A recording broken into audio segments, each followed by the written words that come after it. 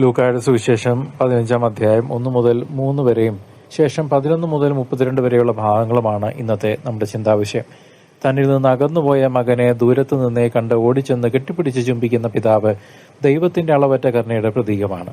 നമ്മുടെ തെറ്റുകളെ ഓർത്ത് നമ്മെ വിധിക്കാനല്ല, പ്രത്യുത സ്നേഹത്തോടെ സ്വീകരിക്കാനാണ് ദൈവം എന്നും ആഗ്രഹിക്കുന്നത് എന്ന് തിരിച്ചറിയണം. അനുതാപത്തോടെ മടങ്ങി വരുന്ന ഒരു പാപിയിൽ സ്വർഗം അത്യധികം സന്തോഷിക്കുന്നുവെന്ന് ഈ തിരുവചന ഭാഗം നമ്മെ ഓർമ്മിപ്പിക്കട്ടെ. പാപത്തിന്റെ പടുകുഴിയിൽ വീഴുമ്പോഴും ദൈവത്തിന്റെ പക്കലേക്ക് തിരിച്ചു പോകാനുള്ള ഉൾപ്രേരണയാണ് നമ്മുടെ രക്ഷയുടെ ആരംഭം. അത് നമ്മിൽ ആരംഭിക്കണം. തന്റെ അവകാശങ്ങൾ ചോദിച്ചു വാങ്ങി ദൂരദേശത്തേക്ക് പോയ ഇളയ മകനെ പോലെ നമ്മളും പലപ്പോഴും ദൈവസ്നേഹത്തിൽ നിന്ന് ഓടിയകലുന്നു. എന്നാൽ ശൂന്യത അനുഭവപ്പെടുമ്പോൾ, സ്ഥാനമാനങ്ങളിൽ, പണക്കൊതിയിൽ, വ്യക്തികളിൽ ആ ശൂന്യത അനുഭവപ്പെടുമ്പോൾ മാത്രമാണ് നാം പിതാവിന്റെ ഭവനത്തെക്കുറിച്ച് ഓർക്കുന്നത്. ശരിയല്ലേ?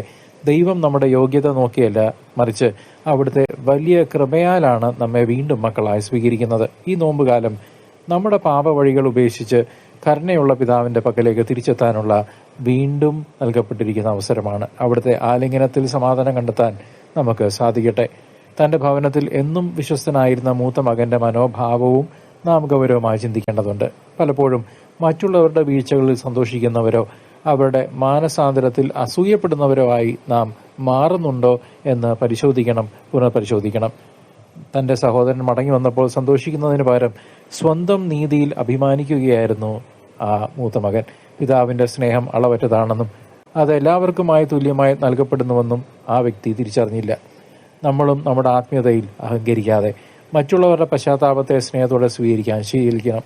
ദൈവം എല്ലാവരെയും ഒരുപോലെ സ്നേഹിക്കുന്നു എന്ന ബോധ്യം നമ്മുടെ ഉള്ളിലും നിറയട്ടെ.